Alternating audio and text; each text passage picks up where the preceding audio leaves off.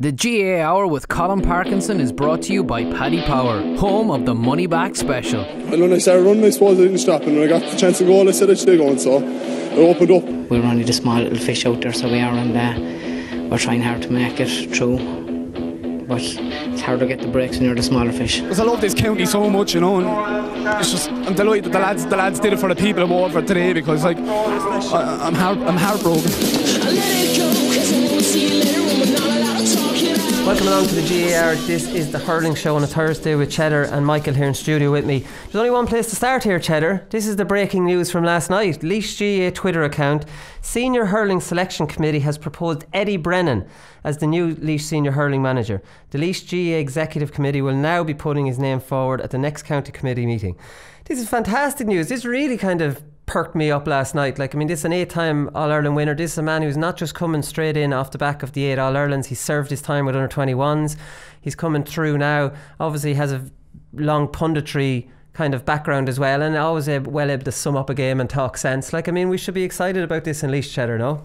I look at it in the positive way first, Wooly, I suppose. First of all, he's a young manager coming in. I think that brings fresh energy into it. And obviously, you know, his name, you know, certainly carries, you know, some serious kudos with that. So there's a lot of positives about that. But look, I'd say, look, it's not necessarily the name as such. It's the quality of his management team. It's his vision and on hurling, and that's really important, because there's some really important things that need to happen in Laois hurling, and particularly with the team at the minute. But look, I look at it positively, but probably would want to see the management team and that. But I'll just swing that around, Wooly. You know, I never really want to look at personalities per se in management teams. You know, what needs to happen in the county first, and what needs to happen with your county team, and you know, what's the immediate needs with the team, and then you pick your manager based on that. So look, it's I've just heard about it last night, and you know, were you surprised? Will I look at it positively? Well, look, there was a number of people internally in the county that were I know that were interested, and look, I've been a little bit away from Laois hurling in the last year as such, and I'm not as close to it as I used to be. But one of the things I think that I would like to see is that the management team would contain a number of, you know, serious Laois people, and that those people would be upskilled themselves as coaches to serve Laois into the future. So, you know, there's a couple of knock-on things that I would like to see in this. But look, it's a welcome development that a player of Eddie's stature, you know, sees Laois, you know, as a management opportunity as such. And you know, certainly there's massive potential in Laois. And you know, Eddie knows the scene in Laois pretty well. Eddie worked in Port Laois for a number of years, lived there for a number of years. So it's not as if he's coming in unknown to things and not known by the players and that. You know, obviously he's very well known by the players, but just locally and that. So he will know the local scene and that. Hopefully not too well, considering he was a guard in Port Laois for all that. Yeah, there might be coming his way. There might be other reasons now for contacting Eddie.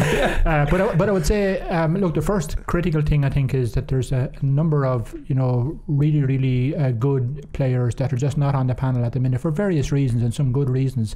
And I think that's the first thing, typical of the Laois, Westmeath, Carls of this world. You know, you have a small number of probably quality players that can play at inter-county level, and you need everybody. And I think that's the first challenge that the management team need to face. Get everybody on board here, and then, you know, you can see where you are. But there is serious potential, and there's some serious young players coming through in Laois that I think will really add to it. So you'll have to get on the phone to Eddie and give him directions to Zane Keenan's house and go up and have a cup of tea with the mother and father like you did, Cheddar. Well, I was going to say, I think the two huge positives are his name is going to get players that are within the county who aren't hurling. Exactly. Hurling. And that's what Mick O'Dwyer did with us that time, and you need that, yeah. Like any footballers who are on the fence, they change codes, and they came to us, and we needed it at the time, and that's a huge plus. And also, he played under the best manager to ever manage the game, and he has to pick up things over the years that work within the dressing room and work within management. Yeah. And if he brings that to Laois, like, I can only see them being like going forward in the next few years. One concern I would have about that, and this is about all the Kilkenny lads under Cody. Number one, they've only ever played under one manager. Yeah. Now, he was obviously brilliant. Now, the other point would they all only ever would have played under one game plan, and the game has moved away a little bit from that. You know, so like it's interesting to see what Eddie's philosophy on the game is, and what worked for Kilkenny might not necessarily work with the players Laois have, Cheddar, because I don't think they have those big full forwards, or do you know that the long ball game might work? No, that's exactly what I meant at the start, Wooly. Like, you need to see what's the needs of this team at the minute, and one of those is the method of play, or the philosophy of hurling, and the way the team's going to play. And if it's changes from previous, of course, convincing those players that this is the best way of going, is a serious challenge. But I take Michael's point, probably more so that Eddie sort of knows what's needed to reach the top level, and would bring that level of knowledge on board. Yeah, psychologically. I think the method of play is really, really important, because hurling has certainly moved on a lot in the last couple of years. I think just looking at the team's objectives, in Division 1B, obviously to be steady in there and maybe get to a league quarter final, be a major boost, but the serious challenge is the Joe McDonough. Winning that and getting back into the Leinster Championship, it should be well within the team's reach if everything was going right in that. And look, I expect him to see Eddie bring a huge level of organisation and that to the team, and a complete understanding of what motivates the team and that, and that's based on his knowledge there already.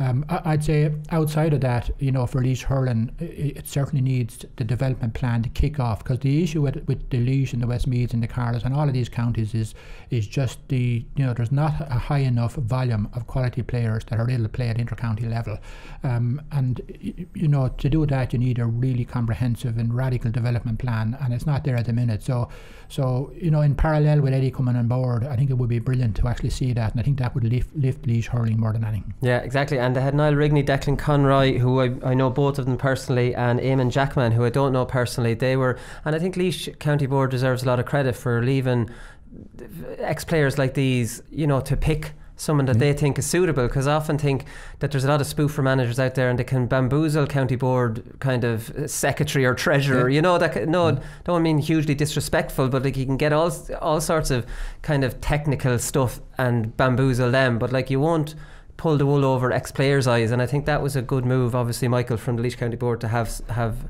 respected ex-players like the three lads picking the manager, or proposing the manager. Brilliant, Wooly, because you always hear the interviews process going through the county board and picking managers, and you'd love to be a fly on the wall sometimes saying, what are they saying, like these 5-year plans, and then they come in, you see some spoofing going on, like it's ridiculous. So like when you have the players there, and obviously you see Eddie and you see his punditry, and he seems to have a lot of common sense. He's done the backward, as you said, he's worked with the 21 for a few years, and he, with the history of his playing career as well, he just seems like a great mix. Like it seems like a decent fella, and when you have the backing of players, you can't really spoof players, to be honest with you, as much as county boards. If you have the backing of the players, I think it's a great appointment. Yeah, I think it's brilliant. I think it's brilliant. Young with a track record, and John Sugrove, the footballers, is so good. Hopefully Kerry don't come looking for him, because he's been outstanding. And just two young fellas who can relate to the players and are hungry and want to prove themselves. I think that's a big thing. They're not on this managerial merry-go-round that you see, where it's one after another county, and managers don't seem to care which county or club they manage once they're back into another job. I think that's a really important point, Willie. There's a lot of people around the sort of management merry-go-round, and just look, players know that, they know straight away who they are, and look, it doesn't motivate them. I think how your county senior team does is hugely important within the county. At the end of the day, they're your flagship team that all young people aspire to. So the strength of your county team and how it's doing at that is really important to the development of the game at grassroots level, even for coaches and that. And that's one of the things that I would like to see happen, that even within the management team, that ex players are part of that, and that they upskill themselves to become better coaches as they go along. You mentioned the committee, the selection committee. I mean, Eamon Jackman is coaching Castlecomer at the minute. Niall Rigney coached James Stevens to a county championship and was coaching Doon last year. Declan Conroy has done a huge work with his club in Rosenallis. So the three people that were involved have been involved heavily at the coalface and are up. Their coaching skills themselves are very, very high. So they were good people to actually make these types of elections in the first place. Yeah, definitely were. Right, lads, abusive letters has been the topic of conversation all this year. Started with Eamon Fitzmaurice. Now, interestingly, the hurling managers have gotten on board. John Kiley and Eamon Donoghue have both Dunder Media this week, and obviously will be asked about Fitzmaurice, you know, the letters or whatever. So John Kiley, interestingly, has been getting them this year, even when Limerick have been winning. And Donoghue says that he's been getting them since he started with Galway, which is interesting considering he got them to an All-Ireland semi-final they should have won, then won an All-Ireland, and now is back in the mix. You wonder, Jesus, he is not in the position where he should be getting these. Have you any experience with this or receiving them? I haven't, I have to be honest. And I was just saying on the football show yeah, and like, surely if I haven't got one, I was saying we're a very tolerant supporters in Laois. So maybe it's just not a thing in Laois. Maybe it's a cultural thing, and it happens in counties. I don't know. What's your experience of it, Cheddar? I'll ask you first, because you've been a player and a manager. Look, there's a lot of it going on. I think, you know, just don't give it any oxygen. Any of that sort of stuff, put it in the bin. I think when you look at managers, you know, one of the traits that managers have is a huge self-belief in themselves, and particularly the better ones. And they're very, very sure of what they're doing. And, you know, this type of stuff, they just disregard it, to be honest, which I wouldn't even give it any more oxygen, you know, than it needs. Managers, you need to be a little bit thick-skinned about it as well. You can't be too precious about yourself. Yeah. And, you know, I think that's where society has gone woolly, to be honest with you. I think, incidentally, you know, some of the reasons that we're getting this is by the, you know, I think there's quite poor sports journalism at the minute, which leaves a sort of a vacancy or a gap for this thing to happen. And it's probably in general society. I mean, the level, if I was to look at politics and that, the level of investigative journalism in politics at the minute is an all-time low, and it allows a lot of people to spoof off whatever they feel like without absolutely any facts or anything like that backing it up. And I'd say in sports journalism, and I know this from, you know, some people that I know myself that are involved in national newspapers, that for them to get their piece into the paper now, there needs to be a sort of a scoop rather than investigative analysis of what's going on and a piece being presented like that. So there's pressure now on journalists to actually get their you know, half page in the paper, even for national papers. And, you know, I think that is a big change here. And I think, you know, when you look at that allows a lot of opportunity then for people to mouth off what they want to say. That's not saying there are some people that provide really good analysis, even in the letters and that, and you will get some really, really good pieces and really good constructive criticism about things, and you know, you take all that on board because you never stop learning about things. But the sort of the real serious stuff, you just disregard it, throw it in the bin. Have you got them? Yeah, look, you everybody gets them. Everybody. I mean, we were playing. How have I never got one of these? I nearly want one now. I feel like I'm left out. Organise that woolly nose. Now, I get a lot of abuse on Twitter. I was saying on the football show that this is an older generation, because young people don't write letters. Like, would anyone under the age of 40 write a letter? I don't think so. They'd go on Facebook or they'd go on Twitter and they'd get straight to you. Yeah. Whereas I think this must be an older generation that are used to writing letters, or maybe, I don't know, is a letter more personal and a better way of insulting somebody? I don't really know. Like, as a player, will you get abuse on the pitch? You know, it's part and parcel. I love it. I love getting abuse and I love getting the cheers as much. You know, it means you're doing a good job. But like, the GAA is full of brilliantly passionate people, and like, when you win, everyone's elated, and when you lose, everyone's been guilty of having a bitch in the car about a manager, or at home with your family, or in a pub somewhere. But to take time out of your day and sit down and write a letter threatening somebody, you're just a scumbag, or there's something wrong in your head. Like, like there's no other way to put it. Like, you know, you're threatening somebody, you're taking the time to write a letter, you're picturing the bodyguard here cutting letters out, and like, it's just, it's wrong. There has to be something going on with that person, and plus they're anonymous, so like, it's a real cowardly thing to do, you know. It's like a keyboard warrior slating somebody online. Yeah, they're basically, you know, keyboard warriors for elderly people. Yeah. No, I'm not talking about constructive things. I'm talking about like the threatening. Yeah. Like, well, Fitzmaurice said one player got a letter and says you should jump off a cliff. Now, I mean, like I was saying on the football show, the letter's not saying I'm going to push you off a cliff. It's not a threat. It's just, for me, it's just stupidity. Like, I mean, it's not even to be taken seriously. I think, Willie, look, there's a lot of serial sort of abusive people out there at the minute. We know that. Look, this is not news to us here. Maybe the level of them that Eamon got and maybe that John got is, but I would have said I would have said nothing at all. You know, we're thick-skinned enough to be able to take that on board. We know where it's coming from. It's not constructive. They're probably going to, if you disregard it, they're going to jump on somebody else. And they'd be from rival clubs probably too, Cheddar, which would resent you to begin with, even getting the job. You know, you might have threw an old slap on some fella a number of years ago and he decides he's going to take it back out. So you wouldn't want to pay too much attention to it. But I do go back to that point. I think if sports journalism, and I examined a couple of people from that, was constructive in its criticism, that it would take away a lot of the oxygen that these people seem to feed off of, and it would, you know, I think they've been left a vacuum for sort of social media journalism to actually take its place. Right, you think that might encourage it a little bit? Well, I think so. I think if you refer often to Christy O'Connor, big fan of him, and you know, if he makes a point, he backs it up with some really, really good analysis. So somebody cannot just jump on his point and you know, push it further without, you know, something to back it up in that. So I just go back to the point. Don't feed any more oxygen into this. There's enough of people around doing this type of stuff. And look, this is nothing. There's a whole series of walks of life that this is happening in, particularly probably in politics and in music, and you know, a whole lot of other walks of life. This is not new. Just disregarded, thrown in the bin. Imagine Jim Gavin's house. None from Dublin. They're from all over. All from my house. Exactly. None from Dublin. I'd be surprised. So come here, you mentioned Christy O'Connor. Christy was back at it again this week. Christy, like, this could be top of the show, sponsored by Christy O'Connor at this stage, because I love stats. I love them. I love them. I don't just love stats for no reason. I love stats that are kind of backing up something. Do you know? I love obviously stats are just nonsense on their own, but like if you just get loads of stats, you can build brilliant analysis around it. If you understand what you're talking about, you can use them to back it up. So he's talking about goals. And we talked on Monday here, myself and Damien, about Shane O'Donnell's goal and how it wasn't on when he got the ball. It absolutely wasn't on. And so many times in the game now you see lads who are happy to take a point in that scenario, but he just wanted a goal. And when he wanted a goal that badly, he ended up being able to get a goal, you know, and he rode 2 challenges and then dummied David Burke and then dropped it on the ground and stuck it under scale. It was a thing of beauty. Arguably one of the best goals you'll see, well, probably the best goal you'll have seen all year. Not this, like, obviously some picturesque goals are like more like Peter Duggan's, like that rattle the back of the net, but Shane O'Donnell's, when you analyse the whole thing from start to finish.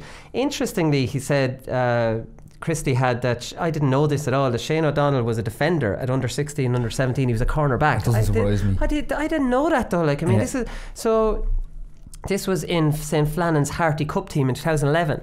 So he's a corner back in 2011 and he's scoring a hat-trick in an All-Ireland final in 2013 from full forward, which I just didn't know that, but that's just a little kind of by the by. But we're talking about goals being scored and goal poachers like Lark Corbett's and whether they're still in the game. And he had a little bit about John McGrath's father, Pat.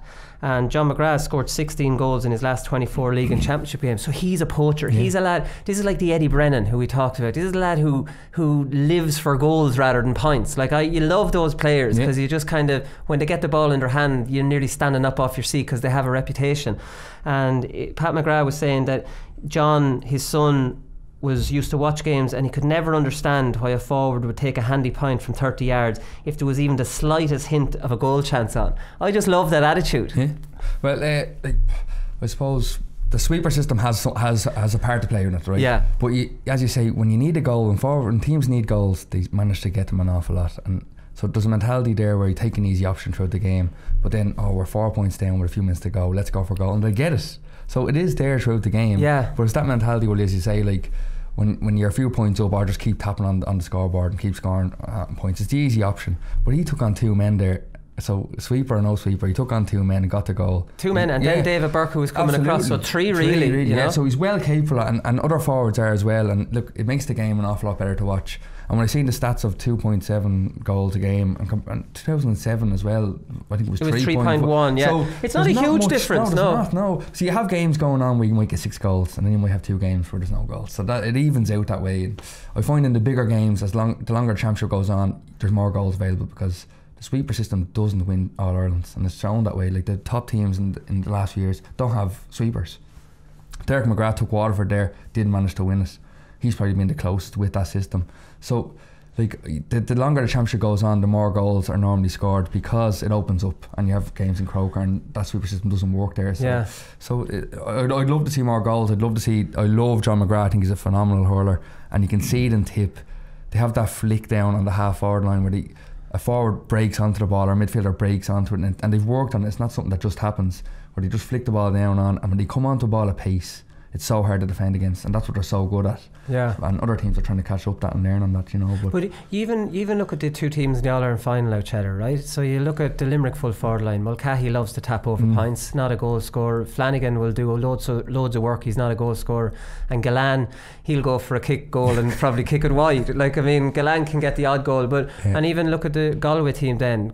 Conor Whelan's more than happy to tap him over. Johnny Glynn, he might go for a goal if he gets it on the edge of the square, and whoever's the other corner, Cottle Mannion or Burke or whoever it is. Are we losing goal poachers now? I know that, like what Michael said, that the average in 2007 was 3.1 and now it's 2.84, so not a huge difference. But are the goal poachers kind of going out of the game? I think it's difficult just to make a general comment on something like that, Willie. I mean, you take Shane O'Donnell. Shane O'Donnell is not noted for a point scoring ability. He is certainly noted for his goal scoring ability. So he probably feels more comfortable to take on the player and go for goal than he does maybe at being like Patrick Horgan, you know, stepping off the player and popping it over the bar and that. I'd probably look at all of those decisions and I'd say, is the player in possession of the ball making good decisions? Because sometimes the point wins the match. It's not necessarily just a mindset of going for goals. Because let's say there was a draw match and Shane got that ball and decided to go for the goal, and there was a handy point on to win the game, and he went for the goal just because it's perceived to be the right thing to do. Yeah. So I'll go back to that point. It's good decisions on the ball is really, really important here. I will say that all of the great forwards have a ruthless mindset, generally speaking, whether it's Henry or whether it's DJ or going back to Kerr or going back to my favourite Jimmy Dial. They just had a ruthless mindset and good decision making on the ball. But I'll flip this around another way, Willie. It's always been said goals win matches. Well, I can tell you, stopping the concession of goals definitely wins matches. And I probably regard that as more important. And if you look at some of the stats, and I know Christie has these and would be able to present these, something like 95% of goals are scored within the big D, and something like 80% of them are scored within the small D. So it makes real sense to block up that space there. And that's what's been happening in the last couple of years. Backs drop back and cut off that space all of the time, and they'll nearly give the point rather than concede the goal. And, you know, players are much more tactically aware now than they used to be a number of years ago, and they won't rush into that type of a tackle if they think that there's a chance of getting the goal. So I think in different types of teams, different formations, different systems, you may see more goals, but there's an awful lot more underlying factors to why there's more goals in some games and not in others that you need to explore before you just make a sort of a general comment on something that I would feel. Yeah, okay, great stuff. I want to talk about refereeing here, lads, because there's a clip doing the rounds on Twitter, and it's the clip of Pádraig Mannion against Clare. Now, Fergal Horgan was the referee that day, and I don't care, Fergal Horgan didn't have a good game that day. I was watching that game going, even when he blew for a free, even if it was a free, you're almost saying, geez, well, if that was a free, how come the other, he let so much go to the point there where he blew a free that was a free, you're almost questioning the bloody free, which is a genuine free. And it's like, I mean, Pádraig Mannion in the clip, he's fouled 5 times minimum, so he's tripped to the ground once, fouled, pulled and dragged, and then tripped, so 3 times, then he falls on the ground. There's a ruck. Pádraig Mannion, incredible heart and attitude that he actually won the ball back in the ruck, broke free again, was pulled back again and tripped for a second time. He didn't get one free, fouled 5 times. Eventually, in desperation, because he was tripped up into the ground, hand passed it away to the Clare sweeper, goes down the other end. I think Clare won a free down the other end. Now, that's just outrageously bad refereeing. Yeah. Like, I mean, how can any assessor stand over that and say, Fergal Horgan, you can't referee a game this week, or else how do you know what's a free and what's not a free? Yeah, well, I watched that game back. I thought initially he was very harsh on Galway throughout that game, and when you watched it back then, see, top players are masters at their trade now, and that includes deceiving the referee. So backs are very good at fouling and getting away with it, and forwards are great at earning a free that wasn't a free.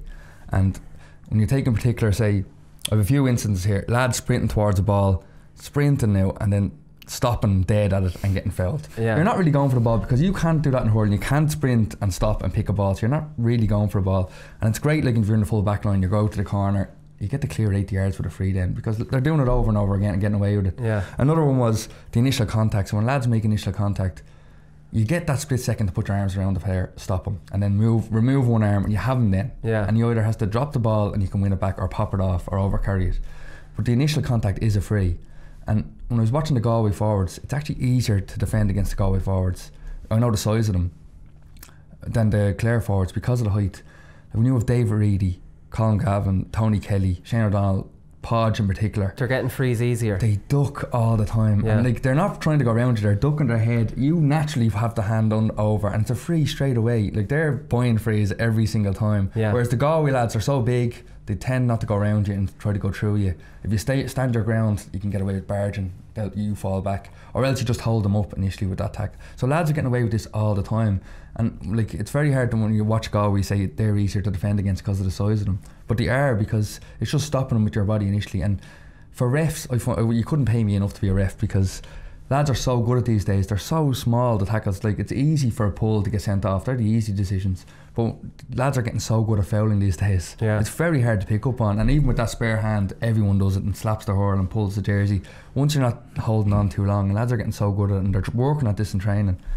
And I can't blame them. I did it all my career. You need every edge on the pitch. But when lads are picking up on these refs, it's just consistency, really.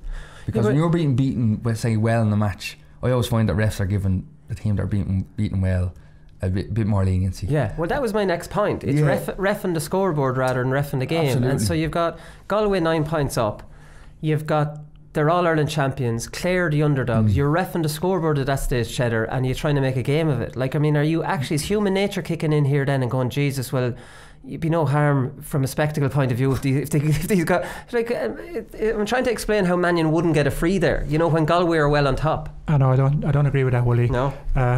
I think the Mannion case, first of all, is an exceptional case. I think there was about 6 fouls actually in that case. So clearly it was a free. Like, there's no argument about that.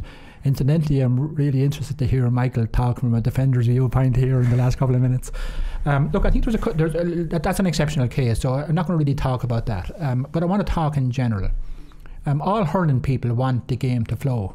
Yeah. And yet we want the game to be reffed by the rules. Now, there's a contradiction there. And you know, we need to sort that out first of all. If we want the game to flow, we're going to have to let some sort of half foul or something like that go. Now, I'm clearly not talking about the Park Mannion case, because, as I said, it was exceptional. There was about 5 or 6 fouls in it. Some of them, as Michael has explained, technical fouls where his ball hand was being held back and so on. So I think we need to decide on what that is, because if you're going to referee by the rules, you're going to have a huge amount of frees in the game. It'll be stop-start the whole way through, and I can guarantee your referees will be slated for it. Nobody wants that. Nobody wants that.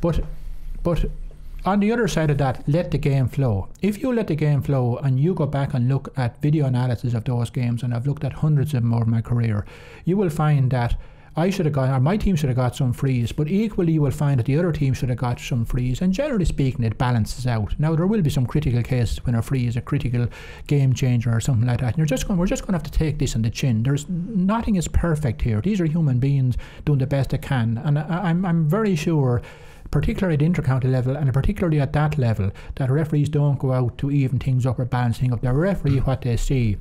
One thing I will say, and there's 2 points I'll make on that, Wooly. Where the referee comes from is often very important, because if the hurling style in that county is very competitive and robust type of hurling, and the refereeing is generally speaking the same, whereas in another county it could be very, very clean, nice tippy-tappy hurling, and the refereeing reflects that. And I think that's the one point, and I'm really hitting at the inconsistencies here. And the other point I will make is that the refereeing at the top level is very, very different at the Joe McDonald level, where referees are starting out, where there's people overseeing them, and they're really, really refereeing by the rules. So if you wanted an example of inconsistency of application of how a referee should referee a game, go look at the Munster finals or Leinster finals or something like that, and go look at a Joe McDonald game or maybe a Christy Ring game, where younger referees are reffing strictly by the rules, and it's a very, very different way of refereeing. Right. But I'll go back to my original point. We need to decide, what do we want?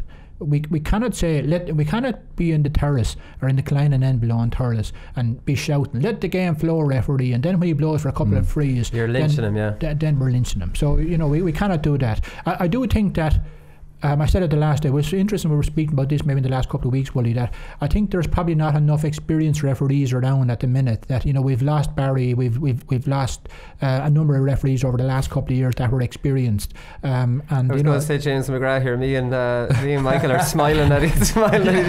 Don't say it. Look, but it's look on a serious note, lads. I said this earlier.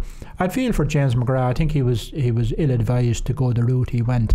But I feel for him. He's given an awful lot to the game, and I think he should just reconsider it. And it might be knee-jerk reaction.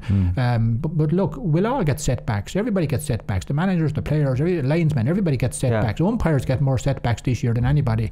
And I'd say to James, look, he has served the organisation well. Rethink his approach here and go back and start refereeing again. I wouldn't miss Barry though. I remember you'd be on the pitch and he'd be telling you, shut the hell up.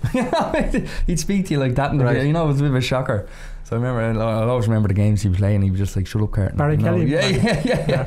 I have to say I had great regard for him. I was even before the matches. I like referees that respect you as a player or as a manager, and when they do that, they get it back in loads.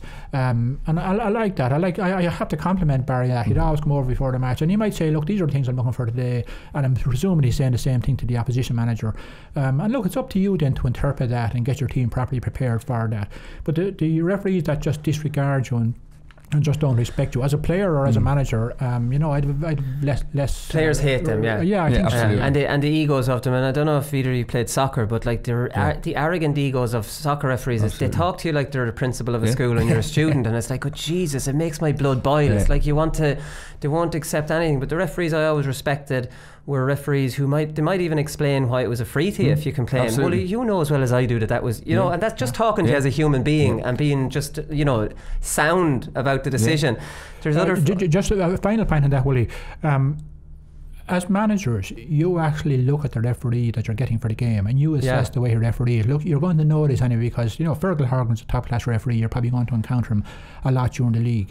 You'll have a fair sense exactly for what he pulls and what he doesn't. And you need to know that. You need to go back and get your video analysis person and get all of the statistics on the referee. What does this referee do? And, that's the level of detail you go to. If the referees are inconsistent, well then that, makes it much more important to do that. So I think if there's a level of consistency, and particularly either decide, let the game flow, let the game flow to start with. If it's getting out of hand, then let's referee by the rules. I think there needs to be some sort of protocols. We don't need any more rules, just some protocols around that everybody understands, managers, players, supporters, and I then think we'd be okay. But that's the problem. And Colin Ryan replied back to me yesterday because I was tweeting about this Mannion thing. And he says there's a completely different set of rules from inter-county to club and county to county. It's beyond frustrating. So there's a huge difference. That's what your point on the Christie Ring and the Joe McDonough. And he's saying not even from level to level, from inter-county to club, from level to level, and then from county to county. So, I suppose on Cheddar's point, like in football, it's the same thing. You know what referees are finicky about, and you study them, and you're told, don't do this with this fella, or alternatively, you can do this with this fella. Especially in hurling. But those referees have to be consistent with what they're letting away. So I don't know much about Fergal Horgan, but if Fergal Horgan letting that away in that game, and then he's a bit more finicky in the next one, then you don't know where you're coming whether you're coming or going. Absolutely. We over the years we've had referees come into our camp, have a discussion over new rules and what's going on and what they're particularly going to pull. Like certain years they're told to pull up certain rules, be more vigilant on them, and I think it's a good thing for every team to do, to call a ref in. But the only problem is, the next game you play then, the same ref wouldn't tell you, wouldn't do them, wouldn't pull you up on them. That's the problem. I think Colin Ryan wanted 2 refs.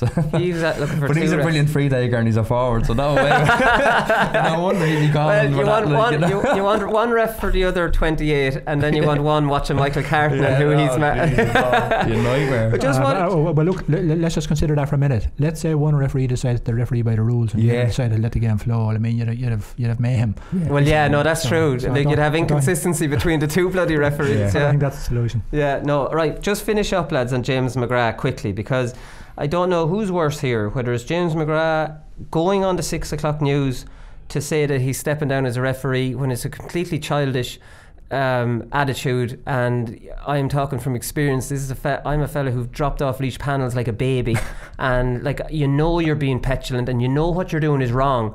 It's just, this is just a gut reaction that you are acting immature. Now, when I've done it, I'd never answered a phone call to a journalist or actually explained why I'm doing it, because I'm kind of embarrassed about what I'm doing, but I still have to do it for myself. But this fella to go on the 6 o'clock news, so to go on the 6 o'clock news, like, anyone gives a monkeys whether this fella is refereeing or not. For me, it gives you an insight into where these referees' heads are at, that he might think this is national news. And don't know where Marty Morrissey, his head is at, thinking that this is a 6 o'clock 6-1 news leading story, that he's sending a camera man down to interview this referee who's throwing his ties out of the pram, and it's not national news. It's just not. It's a story that should be ignored.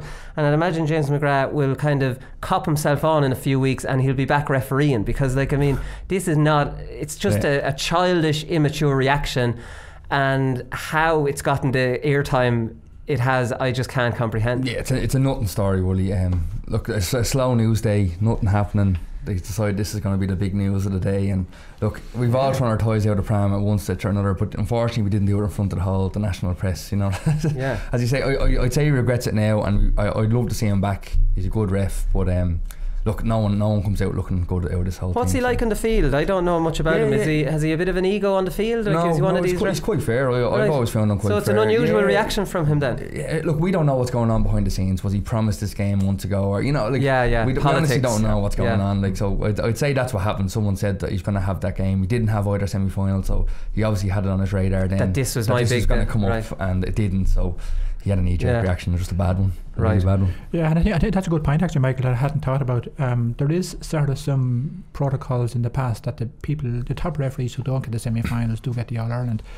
You know, and maybe the communications to Jim McGrath might be an awful lot better. So, in other words, he knew a week or a fortnight ago that he didn't get this, rather than at the announcement stage of it. Yeah. And James Owens refereed the first Galway Clare game, so he could ref the semi. So maybe he was thinking. You know, so there is precedent here for him. And I think, you know, in fairness to James McGrath, I think that would have been helpful with good communications here. Now, maybe that happened. We don't know. Yeah. But I do agree. And we're not going to interview him to ask him. I know. Like, I'll be on a serious note. Like, you know, it's a very, very difficult job, and a job that none of us around the table here would be willing to take up.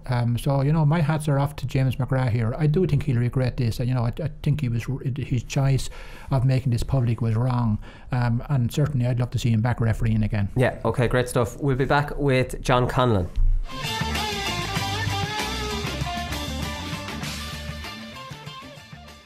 Okay, lads, questions from Twitter. This is where we're going to get this section, lads, and we're going to bring you some questions that I threw out there yesterday. So we'll get the first one rolling here. This is from Andrew Horan. He's asking the two of you, do Galway tend to tire as the game goes on? Is fitness a question? They've made a great start to all games this year, only to be reeled in. Yeah, fitness I don't think is a question, really, because they look like unbelievable athletes. I've played against most of them, and their fitness levels are so high. Look, they've played 2 replays this year. It's a big ask. Kenny as well was so physical in that Leinster final. It's going to take it out of you, both physically and mentally. And it's been such a tough championship with all the weeks, the games rolling in together. And it's new for all the players, so it is going to take its toll on their legs. But look, they come out with 2 wins, you know, after 2 replays, so they still have it in them. They are dying down, and it's hard to tell if it's fitness or if it's a bit of complacency. We're winning by 8 or 9 points, take the foot off the gas, and then teams start tracking back. So it's hard to tell what it is. Yeah. I don't think it's going to take much of a toll in the final, though. Like they've been so good up to now, and they've got through it, and now this break is going to 2 weeks off. Huge for them. So all the talk this year is that their strength and condition fella is the best in the country. I'm not going to try and pronounce his name, but he's the fella that came from Tipperary, and he's outstanding. Here's another question, Cheddar, and it might just kind of leads into this maybe on the same topic. Galway only made one. This is from Colm Keaveney. Galway only made one forced change to the 2017 team, which is Skehill. Do the lads think that the lack of fresh faces could be the reason why they've not thrived like 2017? Defending champions need minor alterations to keep the team guessing. Tip didn't last year, and that cost them. Galway much the same for 3 or 4 years now. Look, I think in an ideal situation it would be good, particularly to be able to bring on a young player every year. I think, you know, Kilkenny did it a couple of years, not every year, a couple of years. Certainly Walter Welsh was an example. So look, it is good, and would be the ideal if you're able to do that. Obviously the player would need to be very, very good in that as well. But the other side of that is, if the 15 or 20 players, like at the end of the day, the first team is now is 20 players, if they are really motivating one another and driving one another on, and that, you know, the training and the training and the internal games reflect that. At the end of the day, you've got to put your best team on the field. Yeah. And you know, Michael and Franny and Noel are looking at the team every night. We're not, and they're making the decisions on what they're seeing in front of them. And look, if the current 15 or the current 20 are the people that are, you know, excelling in training and in internal games, well, look, they're the people to start. Just having an ideal that you would like to bring in a younger player, preferably, or change your team up or something like that, you know, look, that wouldn't serve you well. Well, now, sorry to cut you off. What do you put down this fading out of games? Because this is Kilkenny and Clare twice that they've built up big leads and pinned back. Has to be some mentality thing. It's not fitness, it's not personnel. How, like, this is 3 games in a row now, so this is switching off. This is a problem for Galway then. Is it becoming a problem? In some of those games, maybe so, and you know, go back to what Michael says, you know, subconsciously you might just think of the game won, and look, drop your guard now by 2%. And your motivational levels and your intensity by 2% now in serious hurling games, and you will concede a lot of scores very, very quickly. But some of those games were unhinged by the tactics that the opposition did, particularly with Clare bringing back a sweeper and that, you know, so they had a little bit more to do than that. But in all of the games, Galway came out strong at the end of it. So it's, no, it certainly wasn't fitness, because if it was fatigue, you would just get more fatigued as the game went on. So the science of this certainly doesn't say it's fatigue or anything like that. It may very well be what the other team is doing. And look, in the course of games, you will never be on the front foot right throughout every game, and all of these teams are very, very equal to one another. So there's going to be some parts of the game where the opposition is going to have momentum, and you know, you're going to get a chance to go again. Of course, the real trick then is to make hay while you have momentum. So I'm not sort of surprised to see this, and I don't think, look, if you were to look back at Galway's championship last year, particularly against the serious teams, and particularly against the likes of Tipperary in the All-Ireland semi-final in 2017, it wasn't that very dissimilar to this year, and it's actually a good trait of a team to be able to dig in there and dig out the win, and that's what Galway have done, and they've done it a couple of times now, and you know, I actually think that that's a good trait. It's certainly nothing to do with physiology or anything like that. Okay, right, so there's 2 Galway ones. We have 2 Limerick ones here now, so the question's based on teams, or the 2 teams that are left in it, obviously. There's nobody too concerned. This is from Derek O'Donnell. With the weight of history, do the boys think Limerick are better chasing a lead in the final or trying to protect the lead? How important is McInerney to Galway in the final? I wouldn't worry about that part, but what about that Limerick thing mentally? Like, I mean, are they better chasing a lead or defending one? I don't think it's anything about chasing or defending, Willie, to be honest with you. Keeping a lead. I don't think John Kiley will be looking at it like that. It'll be nip-tuck, he'll probably be saying. Well, he won't even be looking. I don't think he'll be talking about those type of things. He'll be looking at his own game plan. Look, there'll be lots of aspects about that, about his defensive screen, his puck-out strategy, his distribution strategy, and all of those things. And he'll be trying to implement all aspects of that really, really well throughout the game. But he probably will be taking the game in chunks. You just take the first 10 minutes, the next 10 minutes, and so you might have 3 10-minute spells. And the players will know this. We're managing this game in chunks as we go through it.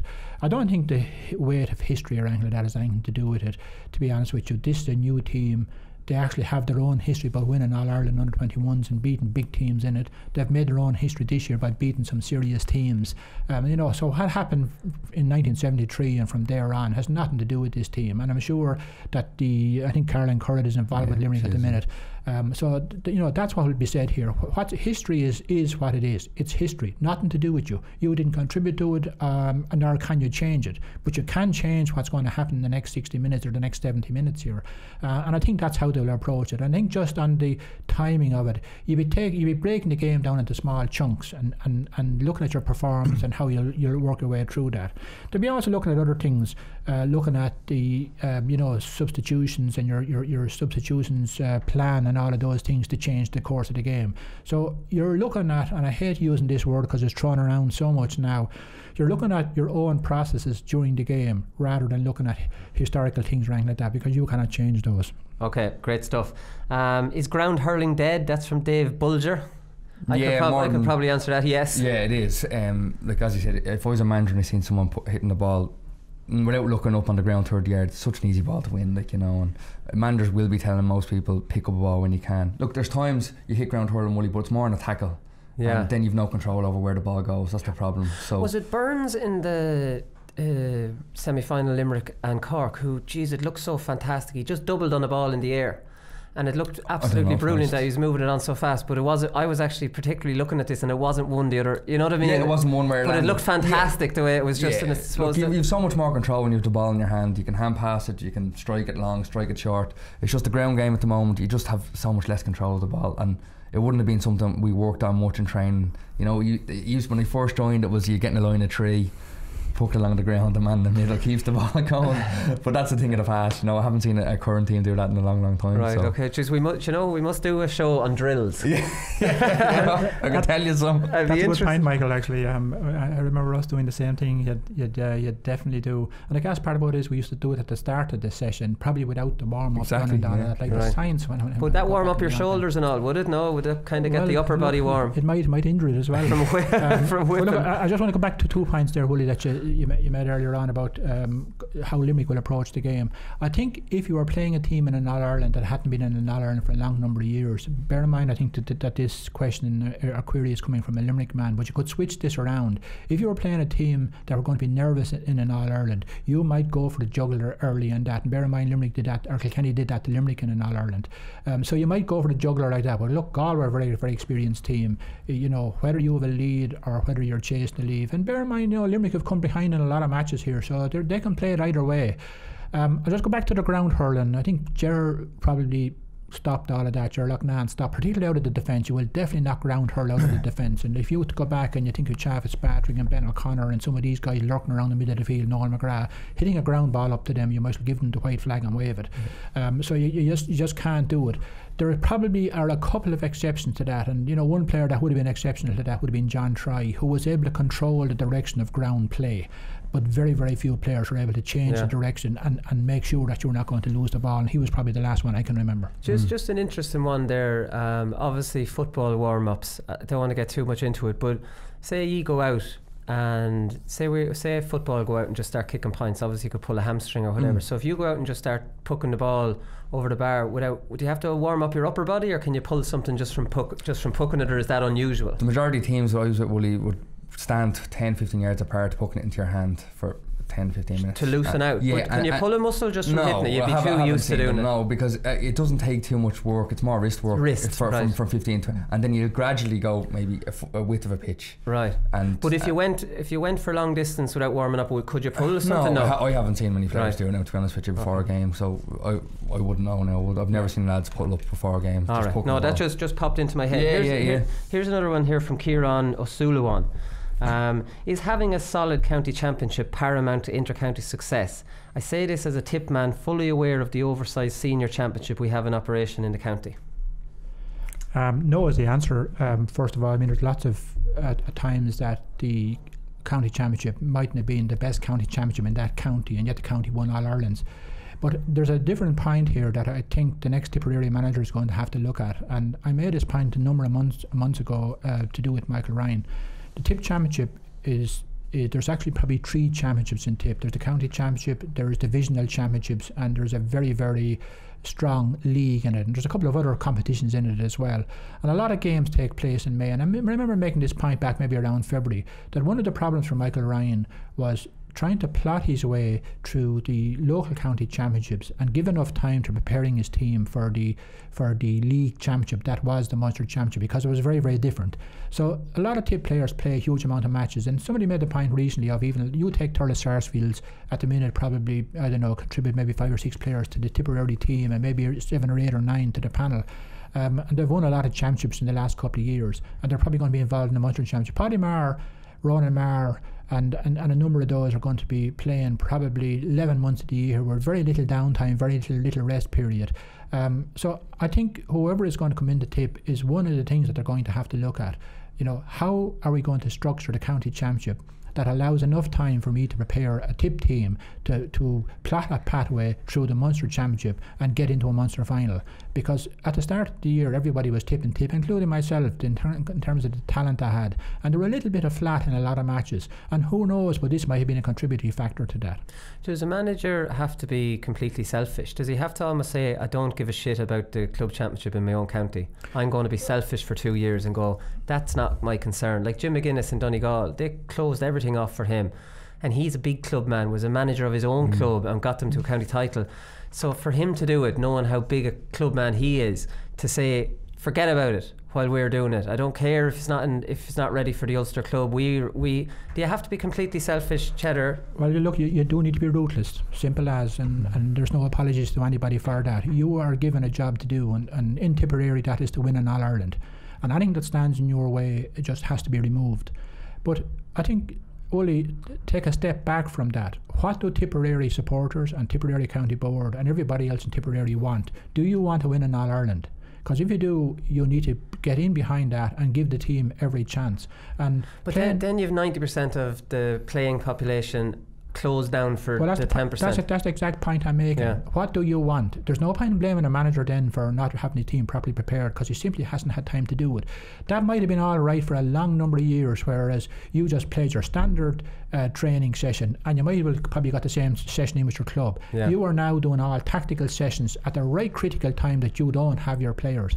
And I would probably say that looking at Tipperary, the most critical thing Tipperary need to do is they need to have more sophistication in the way that they play. To do that needs rehearsal after rehearsal after rehearsal for game to game, not just necessarily a general game plan, but this is game to game. You're going to be playing with Waterford with a sweeper. You're going to be playing Clare with Tony Kelly going back to field. You're going to be playing Cork with Daniel Carnage as a third midfielder. You're going to be playing Limerick with a very, very sophisticated way of playing. How can you train your team and prepare your team to play each of those teams Sunday after Sunday unless you have time to do it? Yeah, I suppose when you say it like that, it's true. Like it's only when you finished with the inter-county Woolly you see how frustrating it is with the club.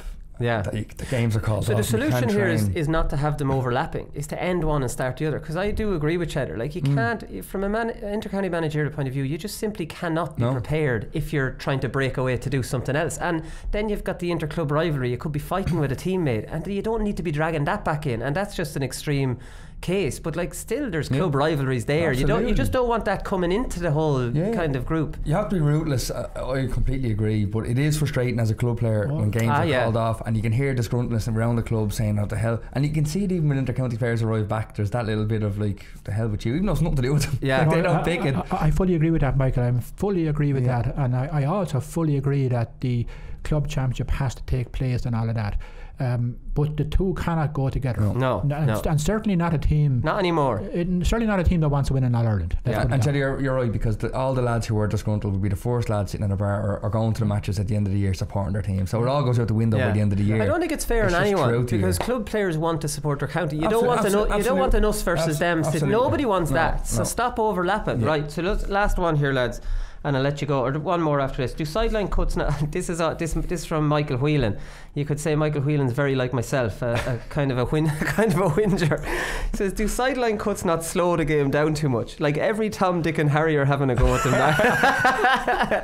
You're like, this actually sounds like something I would write. Every Tom, Dick and Harry are having a go at them now, and nothing worse than seeing them fly wide after waiting 2 minutes for them to take them. Well, he has a little bit of a point here. Well, every Tom, Dick and Harry used to take them, but most teams have a specialist now. I remember my first year they told me to take them. I was looking at the manager, I can't hit them. I can't. It's not in my skill set. Like. But the problem, there's a flip side of that every Tom, Dick and Harry taking them, at least it's on your side. So now if you have a specialist, he could be the far side of the field, so you have to wait for him to come over. He's to clean his hurl, he's to go through his routine. That's a little bit annoying, that if there is only one lad taking them, it can get a little.